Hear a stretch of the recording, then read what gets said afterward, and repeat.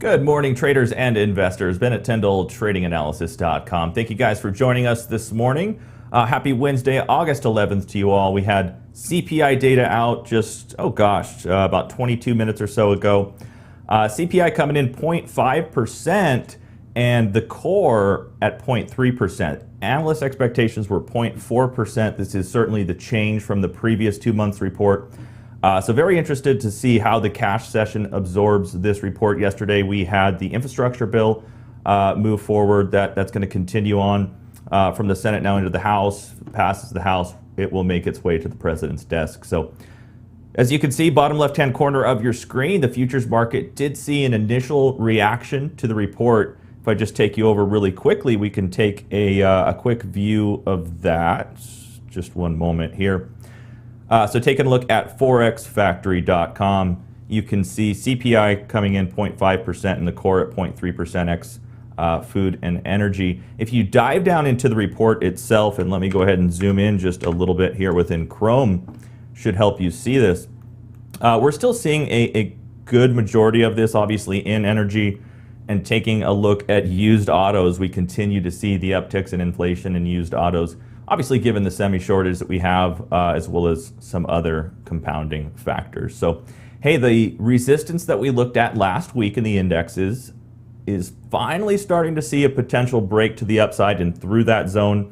we still have an additional cluster of resistance to be contending with. We'll take a look at that in just a moment. Before we do so, let's go ahead and bring in the trading analysis team. Good morning, Terry. Good morning, Alex. How are you guys doing, gentlemen?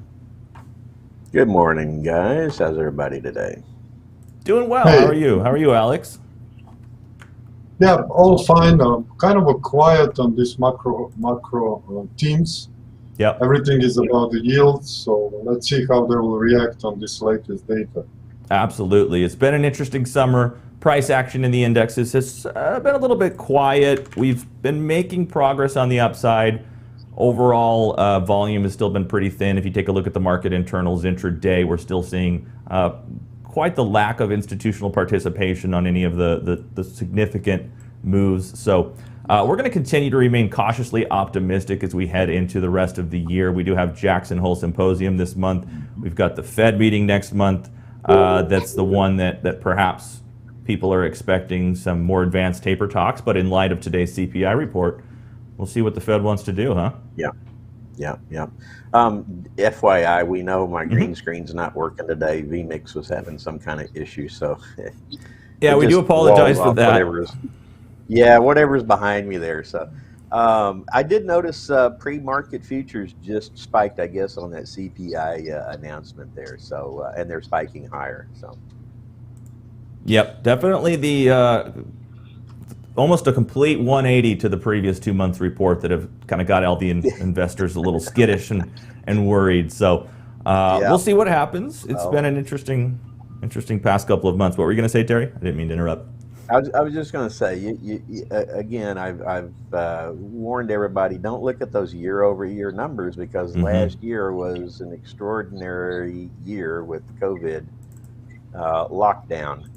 And it's not truly representative of the long-term averages. So those numbers you've got to take in hand. Yes, we think there is some inflation crawling, but is it the rampant inflation that we had in the 70s? No, that's not here. That's not here yet. So yep, excellent point, and great to bring that up last week. And as you can see, today's report, markets are responding well. Alex, Bitcoin, I'm looking at the chart here in the background. My goodness, you think the correction's over, or what are you thinking on Bitcoin there? Yeah, I mean, we are still respecting the last resort's levels. So I'm more thinking we are in a neutral land, and we will show you both scenarios. I was starting to look for the neutrality a little bit more in the last couple of weeks. And definitely some of the other alts are pushing on the upside and starting to make some type of impulsive structures. So it is very probable potentially that we had a flat and that we are going to go further, but we need additional confirmation. I mean, from our methodology standpoint, this is still not confirmed. So we need to be patient a little bit more. But in the end, if it starts to move higher, it has some really big upside targets from here. But in general, you know what happened with, and there was a funny comment yesterday regarding this 83-old senator from Arizona, or which actually didn't allow these amendments to pass. And this was his last pre-pension hearing. So that was really funny.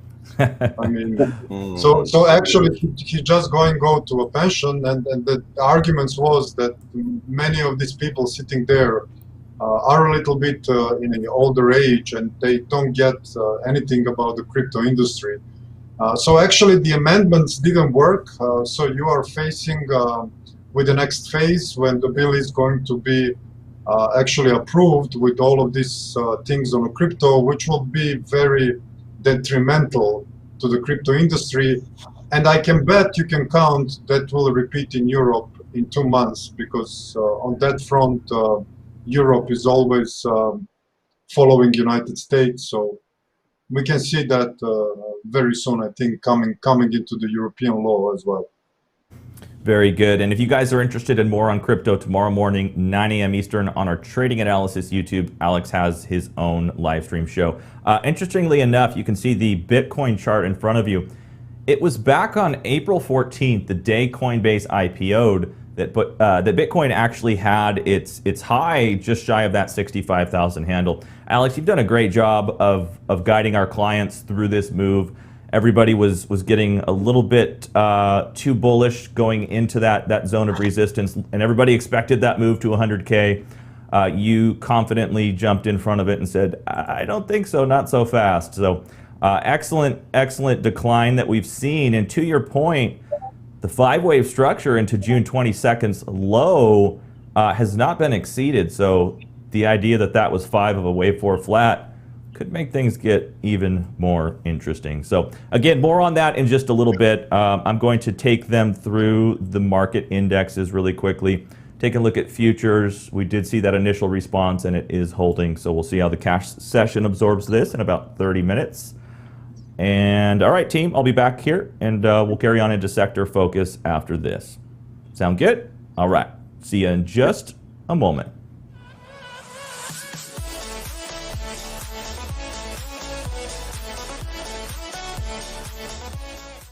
All right, welcome back. Hard right edge of the MotiveWave platform. We're taking a look at the S&P 500.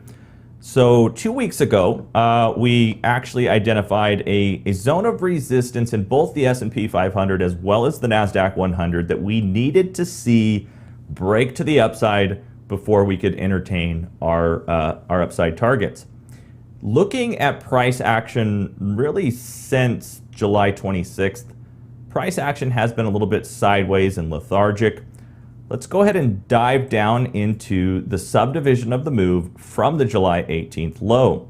So here in the S&P 500, if we get off the daily, take you down to the 1-hour chart, you can see that circle for context. Here price action has been mostly sideways to higher, and we've yet to see a true break above and beyond key fib resistance. The key fib resistance in this particular instance includes a 127% external retracement of the July 26th through July 27th decline. And you might be thinking, my goodness, a one-day decline, how can that retracement level be of any true significance in a market, a 4,400 point market? And zooming in on the 1-hour chart, I'm going to take you down to a 15-minute chart. For those of you who do not have MotiveWave, you can take your Fibonacci retracement tool, and essentially what you want to do is look for a retracement of this decline. And you'll notice as we retraced that July 26th through 27th decline, your typical 61 and 78.6% retracement levels were resistance.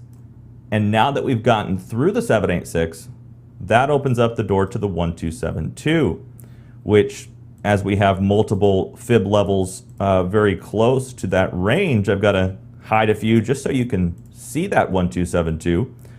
Let's go ahead and zoom in here. Okay, MotiveWave, we'll just go back to the automated way we do it. So in this instance, but for those of you who don't have MotiveWave, I just wanted to kind of add that. We're looking at the same retracement in our B versus A comparison here in the S&P. And notice price action did close above the 1272 yesterday, but we've been mostly sideways into the 4436 level. Until we see a convincing breakout above and beyond that price point, we can't yet dismiss the possibility that price action from the 27th into yesterday's high or the 9th high was in fact counter trend and corrective. If that's the case, the move off of the top from the 26th is the initial actionary wave, and we have a secondary decline still yet to come.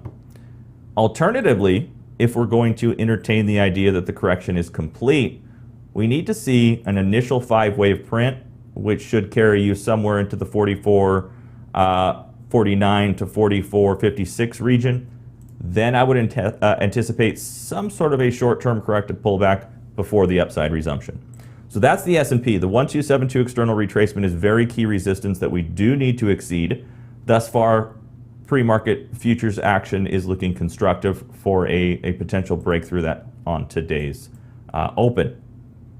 Looking at the Nasdaq 100, you'll notice here that particular resistance point, which I'll take you down to a 15-minute chart. Bottom left-hand corner of your screen is the July 19th low. Up here towards the middle of your screen, you have the July 26th high. The 1272 retracement of that decline has yet to be met. That sits at 15,240.31. In addition to the 1272 external retracement of the decline from the 26th through the 27th, you'll notice that price action from the 27th in through the 6th appears to be a three-wave structure. If that's the case, it does support the counter trend nature of this potential interpretation, with the actual high on the 6th or the 5th being 15,184.30. Interestingly enough, C versus A, measured move equality, was at 15,170, and the 1272 was up at 15,240. That still looks counter trend and corrective, which does not yet dismiss the idea that the Nasdaq could revisit as south as 14,480. If in fact we do see this secondary decline, that would be a fantastic entry opportunity in my opinion. Now, looking at the Nasdaq 100, when we're faced with instances where we do have two equally probable interpretations, that being A, the correction is complete and we're working an impulsive structure out of it, or B, this is just counter trend and corrective and we have a secondary decline. When we have instances such as this, we'll typically dive down, obviously review the components of the indexes, look down into sector views. And if we look at the XLK, obviously the XLK being a significant portion of the S&P and housing components that have significant weighting in the Nasdaq 100 as well, you'll notice in the XLK, if this is potentially a guide, we have here on the 1-hour chart, zooming into, once again, the July 19th low through the July 26th high, move down into the 27th. Look at the XLK technology sector ETF from July 27th through August 9th. Three-wave measured move advance with the high being 155.32 versus equality coming in at 155.16. The 1272 in this instance is at 155.72, so the 155.32 high being right between those two levels. Very similar to what I just showed you in the Nasdaq 100. Now you'll see here this would include potentially a move back down to 149. So we don't have the evidence yet to say whether or not A, the correction is over, or B, the secondary decline is upon us. We're into summer trading. We did see some positive data out this morning in terms of inflation. So let's see what the cash session brings. There's no sense in getting ahead of ourselves in the second week of August. Now, one last chart for you all will include Apple and Microsoft. I just want to illustrate the fact that if I take you into the index's weights here, you'll notice, looks like I lost the chart. There we go. Looking at the Nasdaq 100, 11.2% of the Nasdaq 100 is Apple and 9.9% of it is Microsoft. In the S&P, 6% of the S&P's weighting is Apple and 5.7% is Microsoft. So if we see in Apple and Microsoft the idea that both of those interpretations are valid, that leaves us in the same boat, that being two equally probable outcomes. And sure enough, looking at this chart in Apple, it could very well be wave 4 triangulation, and alternatively, this could simply be down in A, counter trend triangle in B with a secondary decline in C. I almost hope we see the secondary decline as that presents some really nice trading setups. But regardless, we're going to take it one wave at a time. We're in August. You know the resistance levels that we need to get through. We'll see what today's positive lack of inflation brings and go from there. So that's it for me. Let's jump back over to the trading analysis team. Alex, Terry, what do you guys think? Go ahead, Alex. Yeah, well, definitely we're going to challenge some technically fib levels very soon. So Yep. I don't know. I have a kind of a sense. You know, sometimes when the pressure builds and the markets are reaching higher and higher as they do, I think that there is some points where you can specifically pay attention, and I think just these points are maybe going to come soon. So that's all. You cannot fight the market, that's for sure. But this 15,400 on Nasdaq to 15,600 that you pointed out looks like levels that needs to be watched. Definitely. Yep. Yeah. Very good. Yeah, that's in line with the resistance zone we're watching. Let me interject there. Yeah, please. So, you know, I think the market needs cool off periods, and those are healthy. You know, so you can't run a marathon every day. Everybody gets this myopic view of the market, and they're just looking for every little tidbit of information the pundits are throwing out there to think that the market's ready to fail. I'm going to ride this trend as high as it's going to go. The sideways action in the markets to me is like a spring winding up, and when I see those triangle formations, sideways consolidations where we start to hold strong key support levels, I'm looking for jumps to the north, but we do need to have a little bit of a cool off period. So. Yeah, very well put.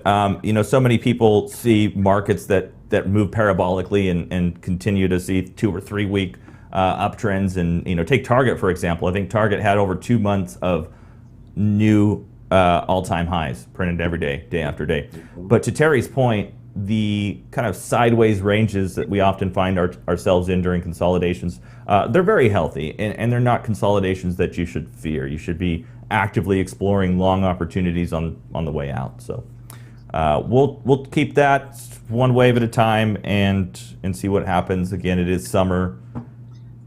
We could potentially have just been met with the data that we need to at least ignite the uptrend until we have our next Fed meeting or our next inflation data. This market seems to be taking one headline at a time. All right, Mr. Terry Long, sir, you ready to bring us up to speed with the world of sector rotation? Yes, sir. Let's go. All right, let's hit it. Jumping into Optima.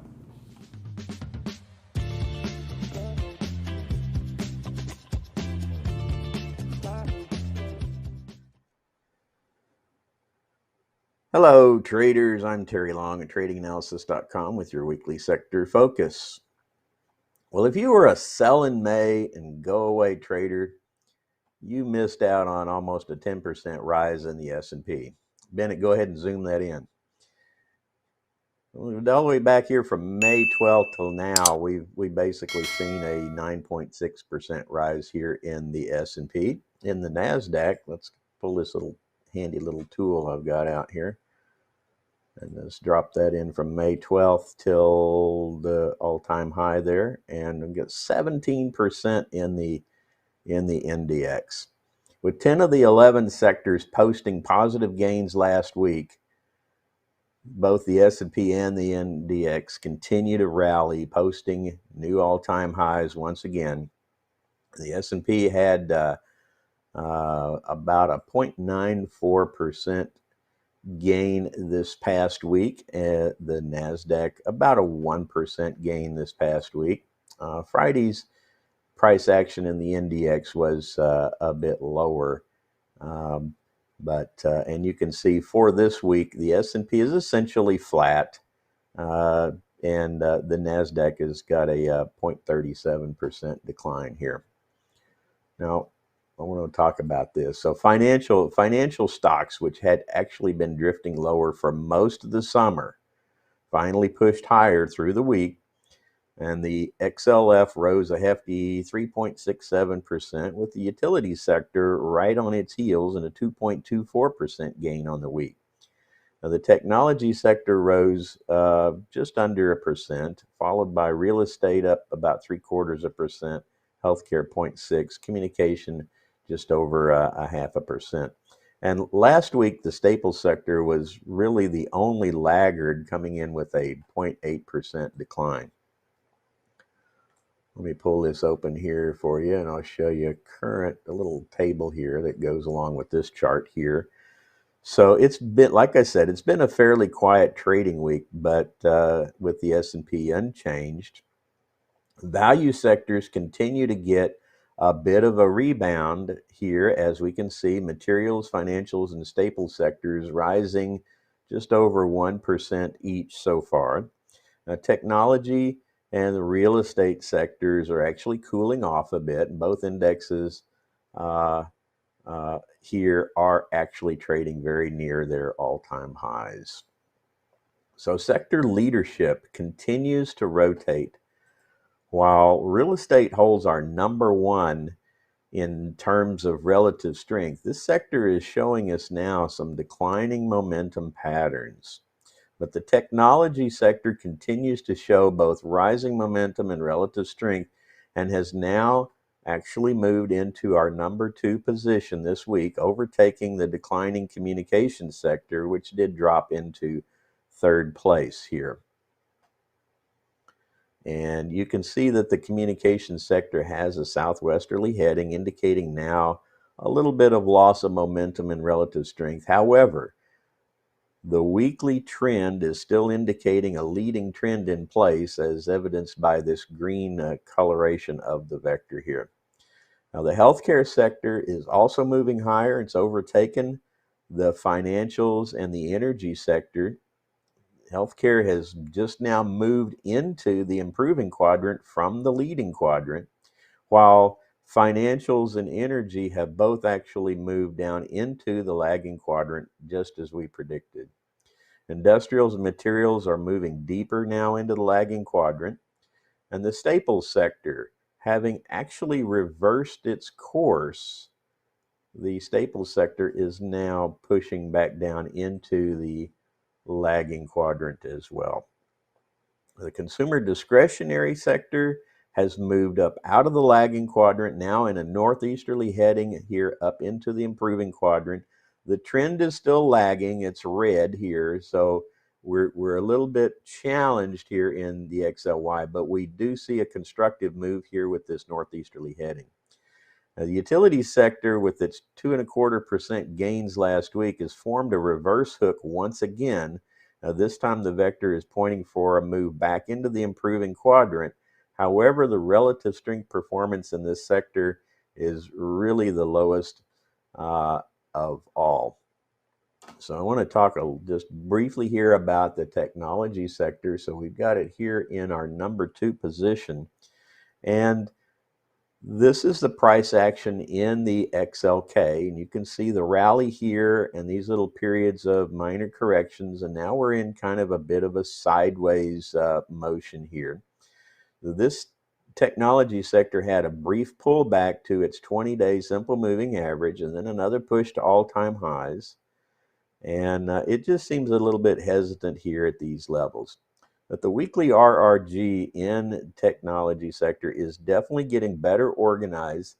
Majority of stocks here are seen with rising momentum and rising relative strength, and many are now showing improving weekly price trends. Now, the semiconductors did quite well last week. Let's go take a look at them. But so did also some software firms such as Autodesk and Salesforce. I know they had really healthy weeks last week. But the SMH here, this is the ETF that I use to track the SMH. There are several others. You could use the SOX, I guess, but I like this one. The SMH has also had a little bit of a pullback here. You can see how minor this corrective move is, and actually the daily trend is still in a leading format here with these green, what these green bars represent. So even though we're getting a bit of a correction, the overall trend is still to the upside. ON Semiconductor rose nearly 16% last week, following earnings that smashed analyst estimates handily. Let's find ON. Let's pull that one up here. So I want to show you this. So A strong earnings report on August 2nd. We got a gap higher, push to new all-time highs in ON. Now, oddly, also having blowout earnings. Let me find this other one here. Oddly, on August 5th, OLED took a tumble. So same kind of thing. Blowout earnings on this stock, the report on August 5th, the stock price here takes a tumble.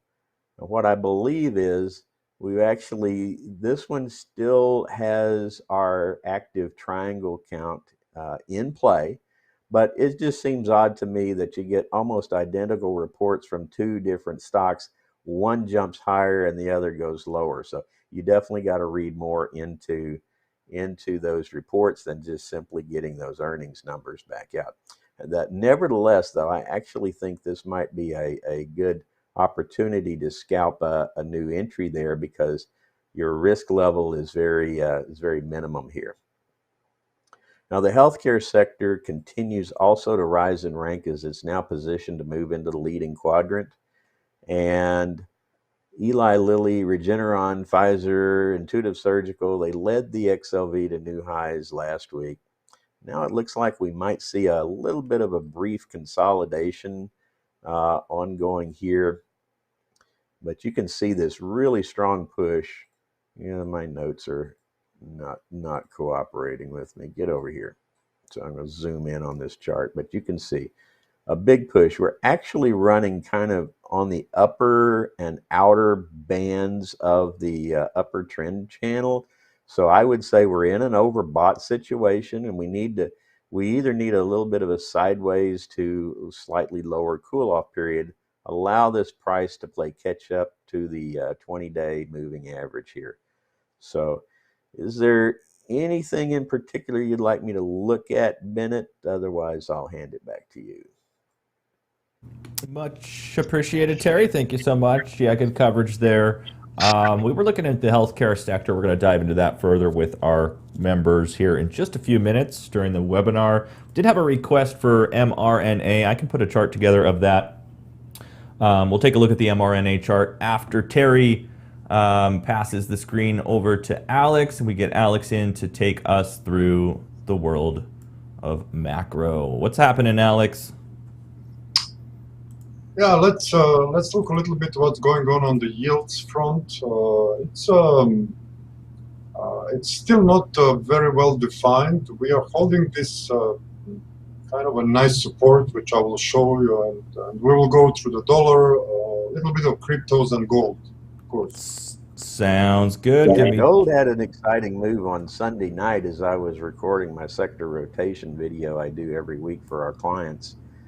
And the Forex markets open at 5 p.m. my time on Sunday, and it was just a little bit after that, and I saw, woohoo, look what's happening here. So I won't spoil your thunder, but if nobody's looked at it, but that was quite a move. That was an interesting evening opening there on Sunday. So Alex, let's jump into it. He's going to take you through it, and we'll be back on the other side.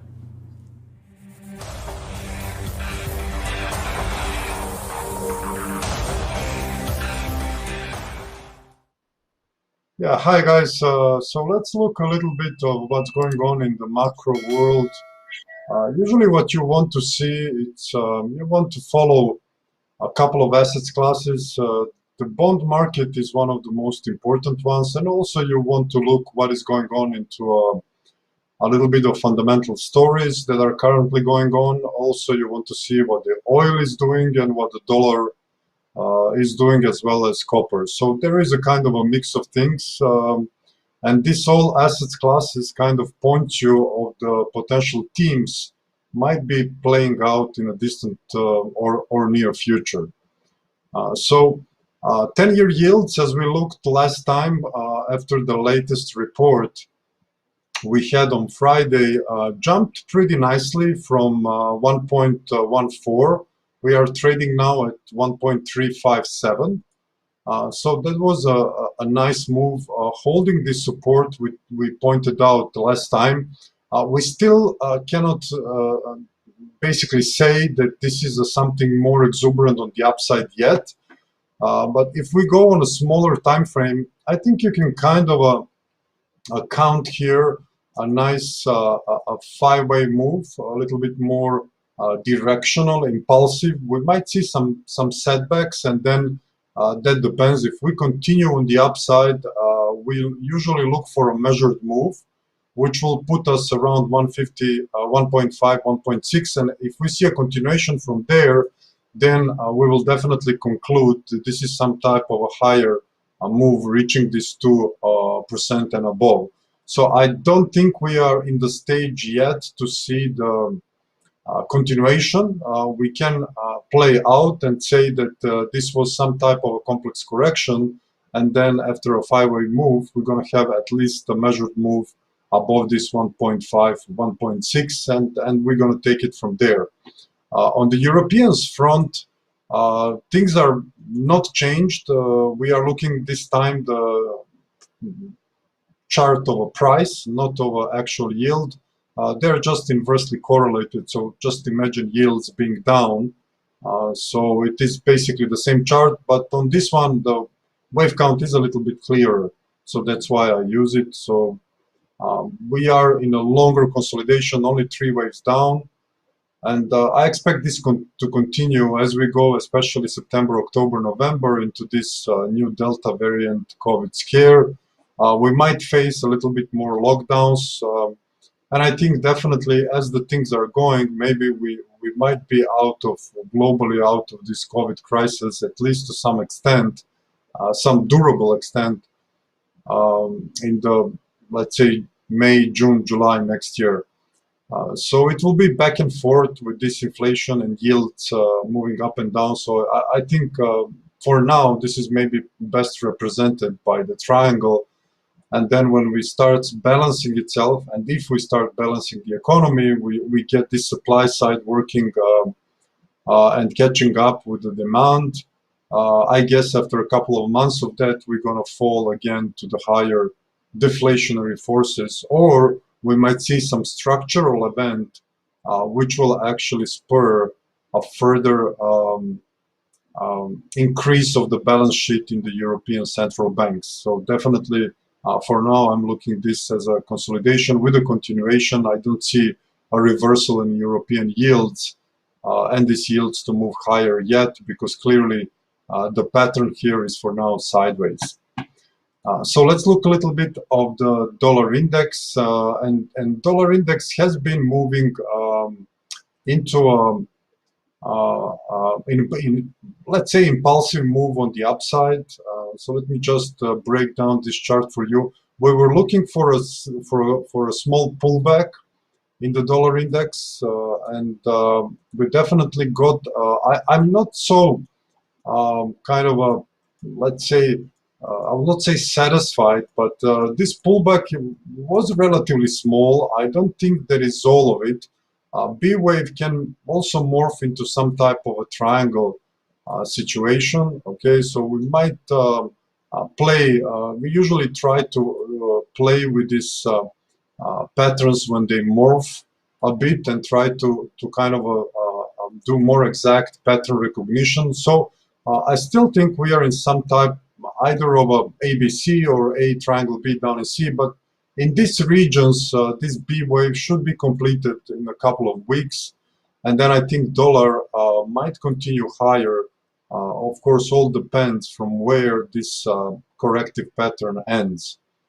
So we can put several possible developments. We have too many variations of the corrective patterns.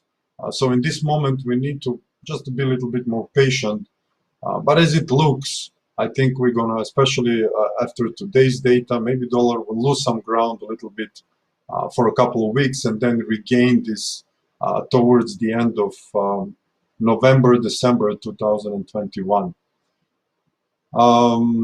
Okay, so let's look gold.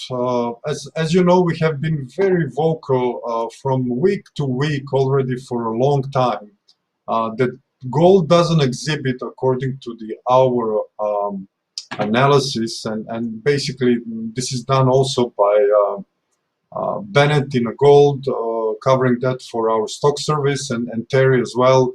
We didn't see anything impulsive on the upside, except this was a very suspicious move, but we were patient to wait a 5-wave move, which we didn't get. So in general, as we said, we are holding this support. This is a 4th wave correction. It's really not important, is it of a lesser or a higher degree. The context is always something to look. So I saw some comments regarding our wave counts. I really still don't. I can only play out with this. Doesn't offer any clarity yet which of all of these corrections, and it's usually like that with the 4th waves until you have a clear picture. So actually the triangles you can recognize only when the wave D potentially is done. So you have a wave A up in B, down in C, D, and then you can get a picture that it is a triangle. I mean, in this situation here, you still don't know that, because this can be also WX, some type of a 5-wave move, and then we continue to down in Y. So we don't know. I mean, ABC can be also some type of a triangulation still. So we are just noticing on our roadmap that gold wasn't give us assurance that it's going to continue higher, so we stay out of it. With our members anticipating more downside to a sideways price action until the end of 2021. And that is actually happening now, so there is still no any signs gold will start to recover impulsively on the upside. On the higher time frame, we do look a couple of scenarios which points out we should have either on a higher or lesser degree, it depends how you want to treat this whole move.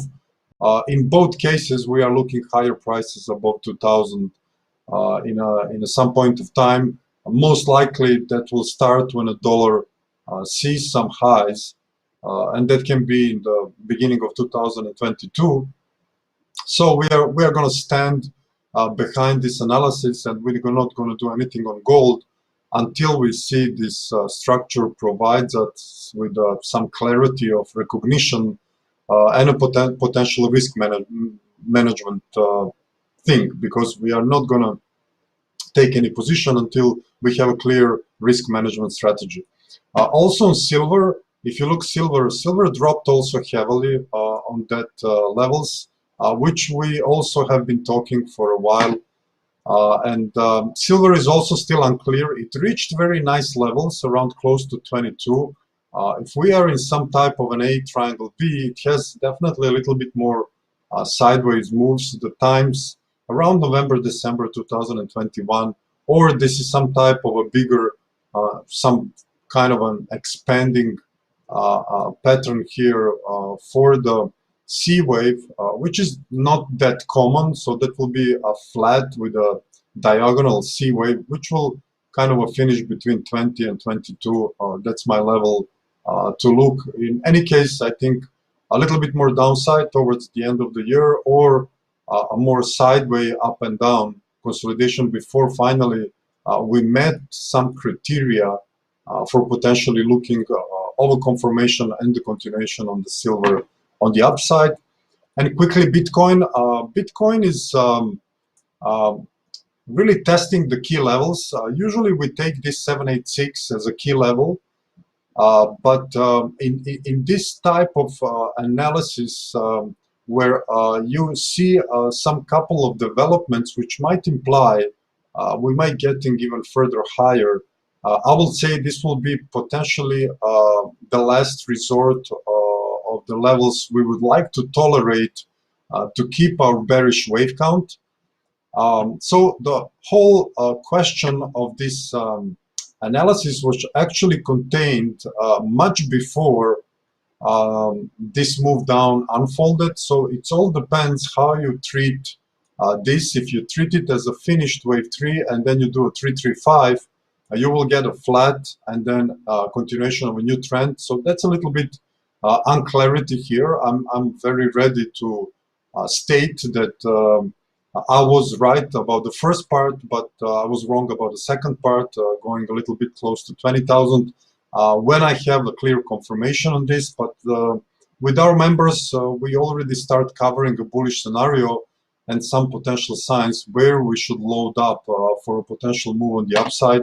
Honestly, if we keep reaching on the upside, or if we move our wave 3 target from 200 ratio to 2618, which is in a category of the rarer ratios to be reached, and for 423, it's really a very 1% kind of all of the wave structure. 2618, it's around 20, I will say 25%, and 1618 is the most common ratio, over 50% of every advances. So if we are in this 2618, this is a pretty massive target on the upside for Bitcoin, and there is a lots of room for confirmation and probability increase entries to basically get exposure on this one. So I'm ready to change my bias. I'm just waiting a little bit more confirmation. I have all of the other charts ready, and some of the altcoins are definitely breaking some nice levels, making a 5-wave structures. So we might be in a new bull trend, and definitely Ether is moving very much on the upside. So if you want to hear more and see some other cryptos, you can join me tomorrow on a Crypto Lab, where I go through a couple of them and thoroughly explain our view of trading analysis on the crypto markets that might unfold in the future. So back to you, Bennett. Much appreciated, Alex. Thank you so much. All right, markets are open. We'll see what the cash session wants to do with today's CPI data. Did have one request before we send you on your way.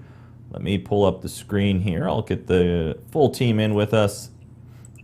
Okay, the request was for mRNA, Moderna Health. This is a rather interesting chart for a couple of reasons. So, taking you back really quickly to the base channel that we have here for Moderna. So we're looking at the daily chart. Let me just adjust my scale here.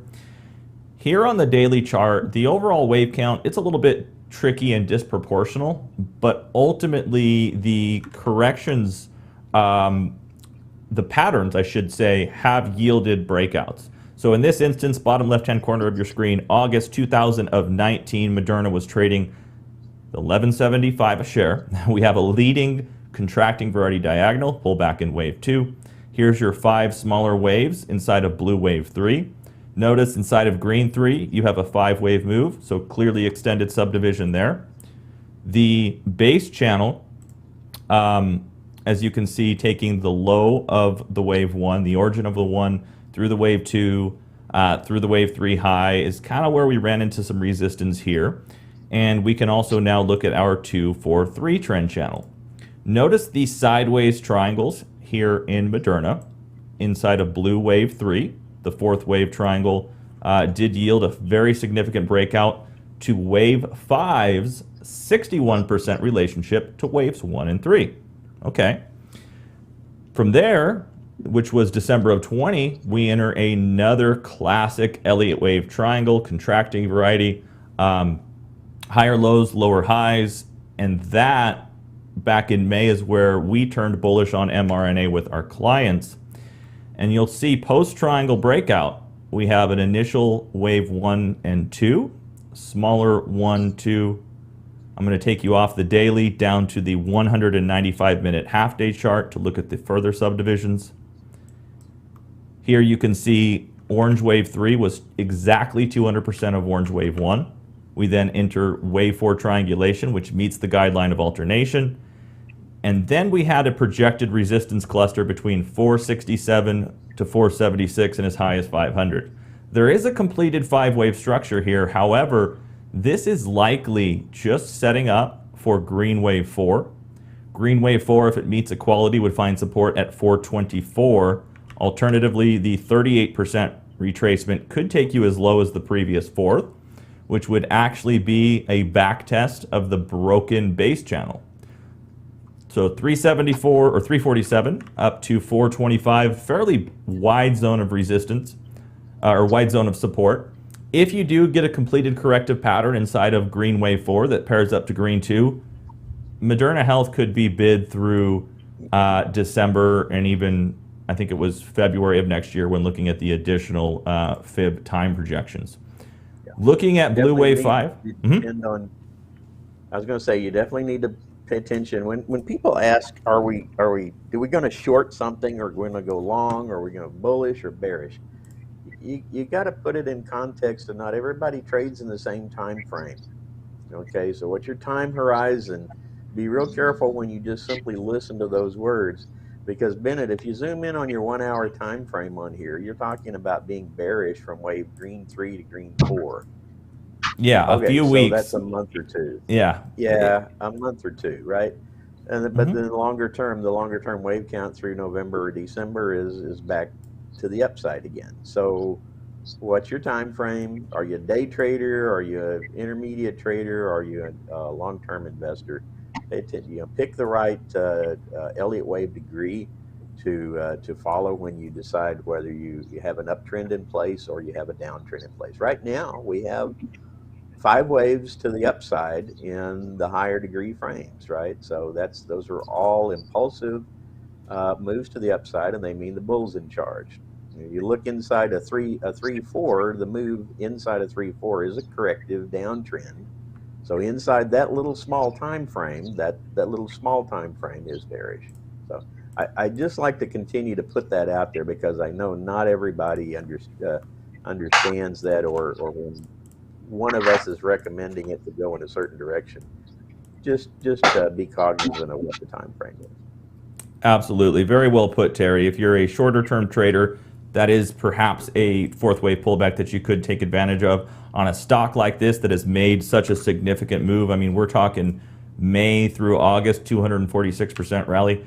I would rather, I should say, instead of counter trend trading this, look for that potentially completed pullback to yield the continuation. If this blue wave 5 is anything like green 5 of blue 3, we could be in for a 61% projection of 1 in 3, which could take you to $700 and even $800 a share. The only way that this 5-wave move is complete is if, in fact, post-triangle thrust, this is a little 1-2, this is a little 3-4, and then wave 5 concluded and was fairly extended. Not our preferred interpretation, so I wouldn't fade this one yet. I'd be cautious. If you do start to break through that cluster, then you could look to the alternate, which says, hey, maybe we're done with this rally. So that is it for us this morning. If you did enjoy the show, please give it a thumbs up. Subscribe with notifications to stay up to date with Todd and the trading analysis team. And of course, we would encourage you to check out our trading analysis YouTube channel, youtube.com/trading analysis. Alex will be live there tomorrow morning, 9 a.m. Eastern. Thank you guys for tuning in. I hope you did enjoy. We'll keep our eyes on the markets here. We'll see what happens and see what the market wants to do with the CPI data from this morning. So far, Nasdaq, you can see, is getting faded just a little bit. And we still have that counter trend looking pattern in the XLK. So if we do get the secondary decline, don't be surprised. And we'll take it from there. So team, excellent work. And members, we'll see you guys in about 18 minutes for the member webinar. All right. Don't forget to hit that thumbs up button, guys. Thanks a lot. We'll see you next week. Sounds good. Have a good one. Take care.